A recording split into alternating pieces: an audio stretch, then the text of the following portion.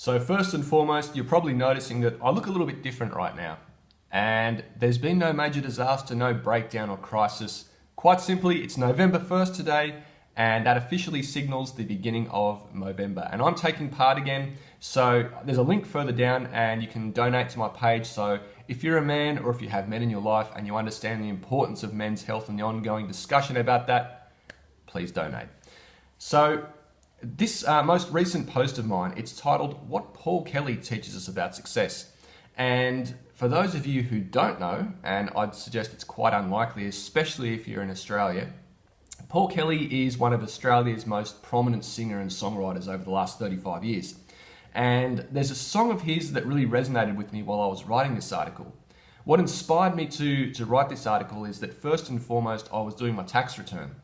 And you wouldn't think that's the most exciting thing to be doing, but as I was completing this return, I realized that it was actually my most successful financial year to date as a business owner. And it wasn't something that I'd really been aware of over the last 12 months, but it was just putting all these figures together and then seeing them in front of me, and I went, oh, that's actually been my best year to date. And it was one of those achievements that I didn't recognize until I was standing on the other side of it, until I was standing on the other side of the financial year just gone. And that tied into an article that I just read probably 2 days before that. And in this article, and again, there's in the article that I've written, you can find a link to it there, but in this article, it was written by a woman just talking about how frustrated she gets with people who are, for lack of a better word, they're selling smoke, mirrors, and bullshit to people out there who are looking for a quick fix. Business owners, professionals, people who in a lot of cases are doing it tough and they want to change the situation. And if you own a business, you understand that problem that they have. But what really frustrates me about these operators is that in screwing these other people, they're screwing us as well. Because if these people are, shelling away thousands of dollars because someone's great at selling, but they don't really have much in the way of an honest product or service.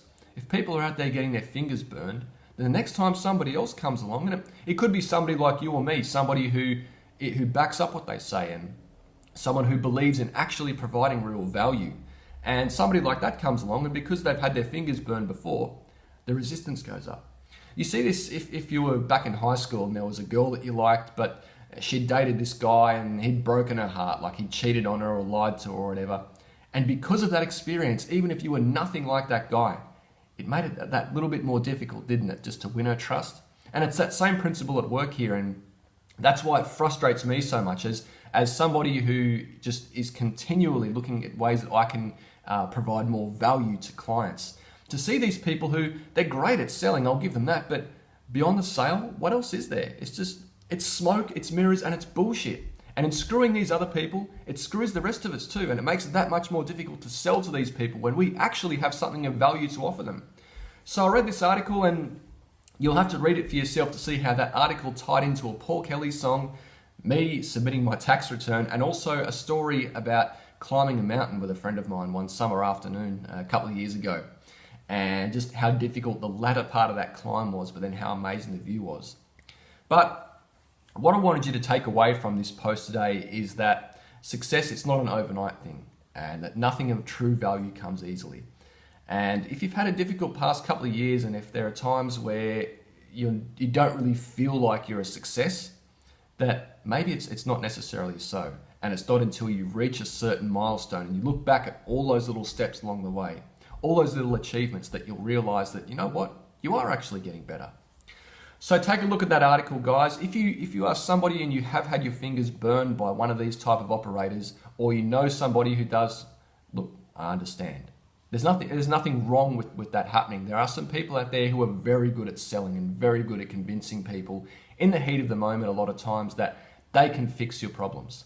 So it's understandable, and it's not a slight against you or against somebody that you know. It's a slight against these people, these operators. And it happens. But that doesn't mean that you should never trust anybody else again, because I would say the definite majority of people out there, web designers, copywriters, coaches, videographers, all these professionals, the majority of those people, they are the real deal and they can help you.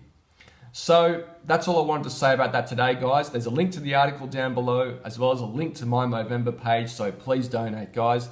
Subscribe if you haven't already subscribed to my channel, and share this video with anybody, especially if you know somebody who did get their fingers burned. Tell them it's okay and that success doesn't happen overnight. Just tell them to keep plugging away doing what they're doing, and you do that for yourself too, and I'll talk to you again in the very near future. Catch you later.